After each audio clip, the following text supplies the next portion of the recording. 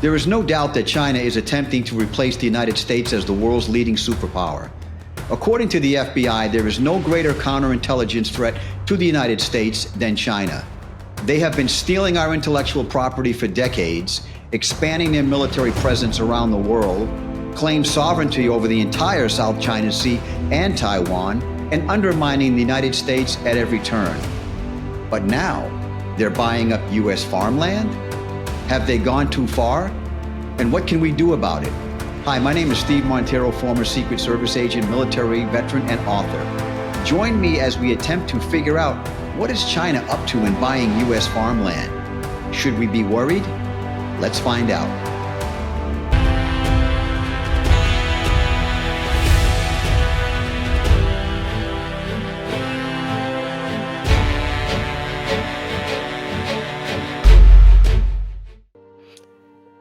Hi, I'm Steve Monteiro, and thanks for joining.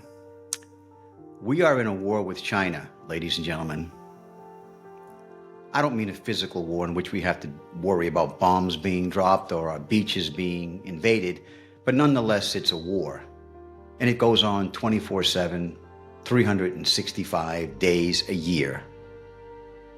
And unfortunately, we are losing. So what do I mean by war? What I mean is our adversaries like China, Russia, North Korea, and others attacking America by stealing every single thing that we have. And I mean everything. Every bit of information, our innovation, our research and development, our technology, our robotics, our AI, our military secrets, our industrial secrets. The list goes on and on and on. And this war is costing America dearly, to the tune of about $500 billion a year in lost revenue. Not to say the national security implications of them stealing all of this information. And as I mentioned, it's been going on quite some time. And China is the leading aggressor in this war. Now, according to the FBI, no country poses a greater threat to the United States than China does. And as the FBI director recently noted, China has pioneered a societal approach to stealing our information. So I guess we have to give them some credit for their innovation and how they approach their thievery of what the United States has spent years and decades developing.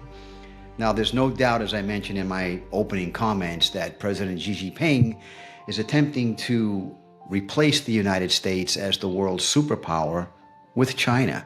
They want to become the world's military, economic, and geopolitical power, replacing the United States. So that's their overall goal. So one way to accomplish that goal, other than a military fight, is to do what they're doing, which is to steal everything we have to their benefit, to our detriment. And as I mentioned, it's working, and it's been going on for quite some time. And it's not just China, there are other countries involved. But China clearly is leading this effort. And according to the FBI, it had noted that the economic espionage investigations that lead back to China basically cover all 56 of their field offices. So they're staying quite busy just dealing with Chinese espionage, economic espionage. And they've indicated that from the years 2011 to 2018, roughly 90% of the Justice Department's economic investigations involved China. So they have been quite aggressive, and it's not just economic espionage. They've been undermining the United States for quite some time through the use of things like their Confucius Institutes, which they have put in place in colleges and universities around the country that put out Chinese propaganda in an attempt to undermine American democracy. That's been going on for quite some time.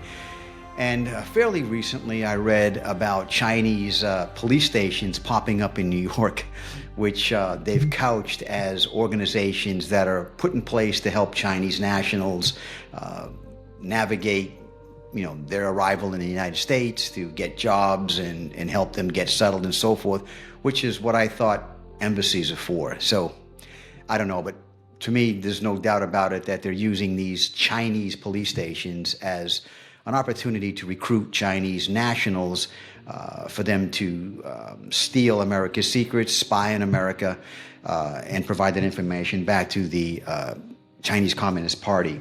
Now, it's interesting to note that in 2017, and this is really interesting, China passed a law that basically compels every Chinese citizen, whether they're in China or living abroad, like in the United States, to assist in national security or intelligence work.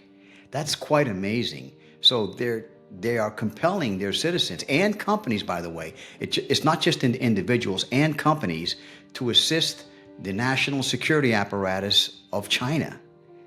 And they have been using that law to target Chinese Americans living here. And they've been quite aggressive, and it seems to be something that they're fairly open about, because we've been able to pick up this information pretty easily. So China has been, again, undermining the United States for quite some time, and it's been going on pretty much right under our noses. Now, we do a lot of business with China. China invests billions of dollars a year into the United States. They own property and so forth. And we have obviously trade with China, and there's probably not too many things that you can pick up that, like for this pen, for example, I think my eyesight is going a little bit bad, but I think it says made in China. I'm not sure. But we have global trade with China, and we have an economic relationship with them. So I'm not talking about disrupting that, but what I am talking about is creating this line in the sand against this espionage, which again has really had major implications for U.S. companies, and has cost us dearly, not only again in money, but also in our national security structure as well, which is being compromised because China has been unrelentless in their activities. And as I mentioned, they've been doing this through a variety of different methods. Recently, in August, the United States arrested two sailors for passing military secrets, two Navy sailors are passing military secrets to the Chinese.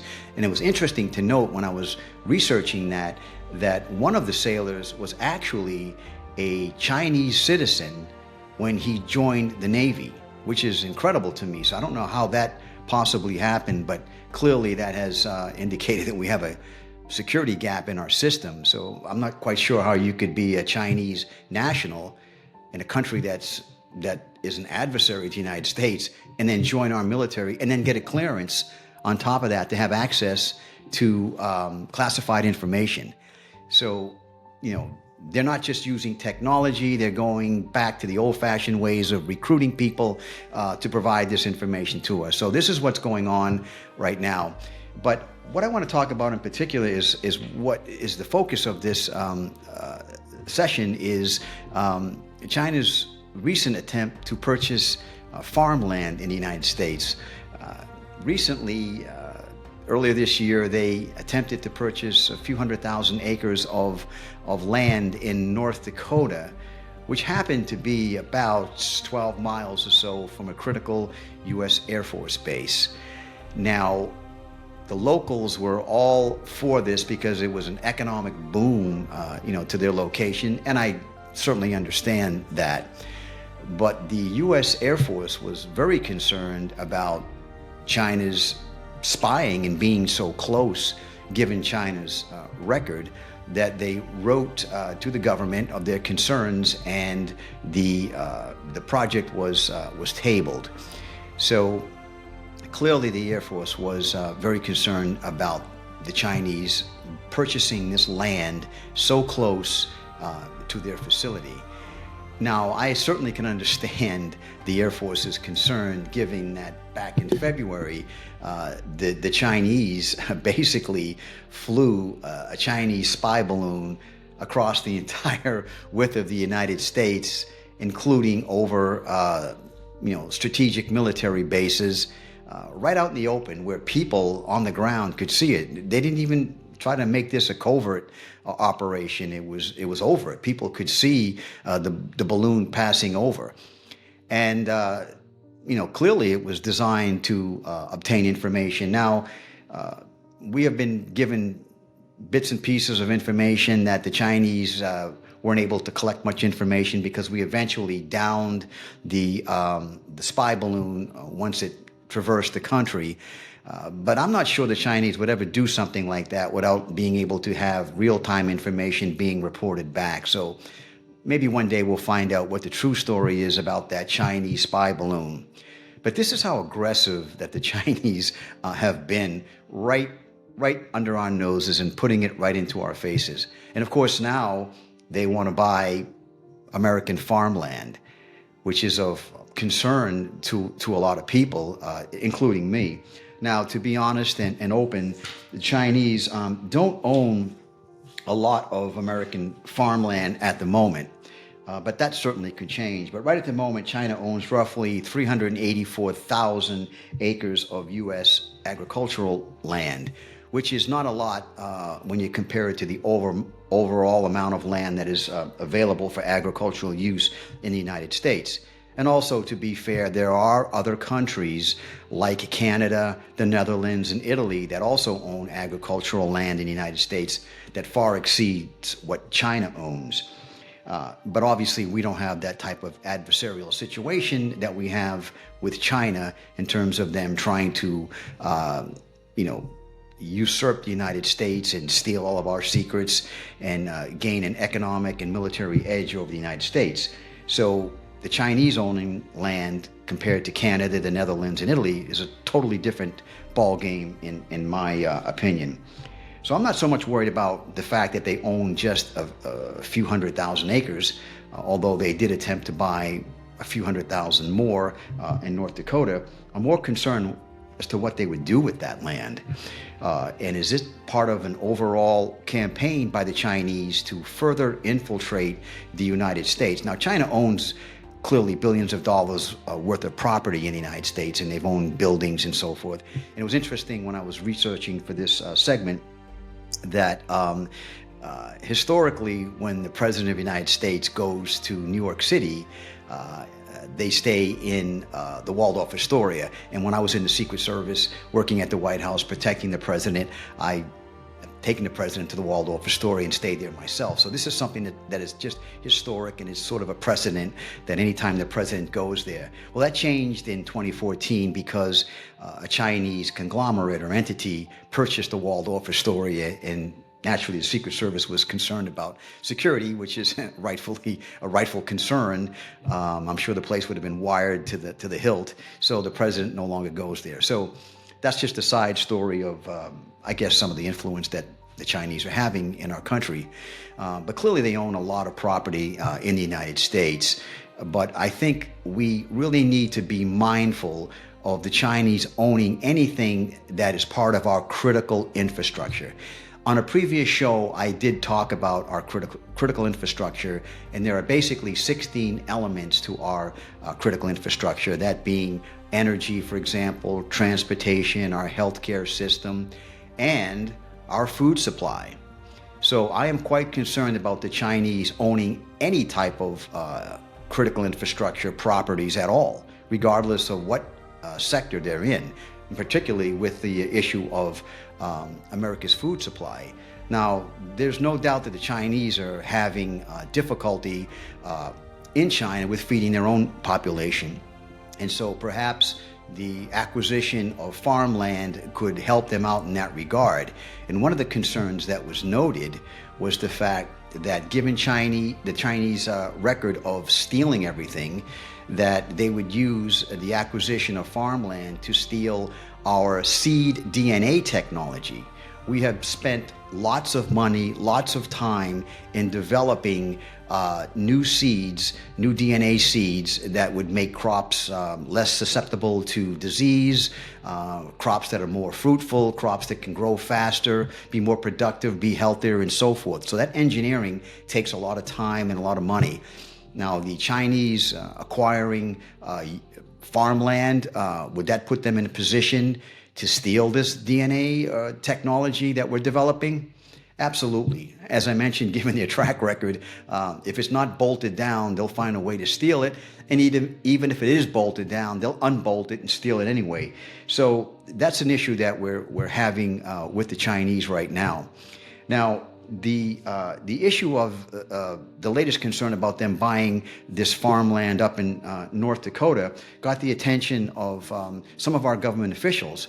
And there has been an effort that has been spearheaded by Arkansas Governor Sarah Huckabee, in which she was able to pull together 16 other governors that are calling on the Biden administration to provide federal legislation to stop the Chinese from purchasing any land in the United States, particularly land that belongs to or associated with our critical infrastructure. So I'm happy to report that there has been bipartisan support for this, because I think people recognize across the board that China is a threat to the United States. It has been stated by our intelligence communities and law enforcement communities, as I mentioned with the testimony of Director Wray of the FBI. So 17 governors are calling on federal leaders, including President Biden, to prevent foreign adversaries like China from buying U.S. land. And as I mentioned, we do have some bipartisan support that is moving in that direction. Now, it's high time that we send China a message, because they have been stepping all over us. Obviously, we have a commitment to Taiwan, and the Chinese are basically claiming Taiwan as sovereign territory, so there's an issue there. And the Chinese have been aggressive in basically claiming sovereignty over the entire China South Sea, which is, quite unbelievable. In addition to that, they have been putting military bases in numerous countries around the world, and they've also partnered with our other adversaries like North Korea, like Russia, like Iran, and so forth, in sharing information and strengthening that adversarial situation in their ultimate goal to eventually replace the United States as a world superpower. So, yes, we have an economic relationship with China. I understand that. We have companies, U.S. companies that invest in China. We need to keep those types of operations going. Global trade is just a part of who the United States is, and it's just a part of our future. However, we do need to protect our vital interests, and we finally need to wake up and realize that the Chinese are penetrating us every single day in every way that they can. So I think this latest event that took place in North Dakota, where they attempted to buy this land close to a military base, hopefully is the impetus that we can finally draw that line in the sand and tell the Chinese, listen, here's the deal. When it comes to America's critical infrastructure, when it comes to our food supply, we're done here. Okay, no more. And America needs to finally wake up. Our leaders need to finally wake up. The Biden administration needs to finally wake up and realize that China is not our friend. I don't care how many times he shakes hands with Xi Jinping. They have an agenda, and it is our responsibility to protect ourselves and to protect the American citizens. So that's my take on it, and I'd love to hear what you think. So please leave your comments below. And if you like the show, hit the like button and also hit the subscribe button. And make sure you visit my YouTube channel page, where you can find a link to my book, The Gray Bird of Baghdad, which is the true story of my rescue of a missing Iraqi bioweapon scientist who had vital information to stop a biological attack on the U.S. You don't want to miss out on that. Thanks for joining. I'm Steve Monteiro. Until next time.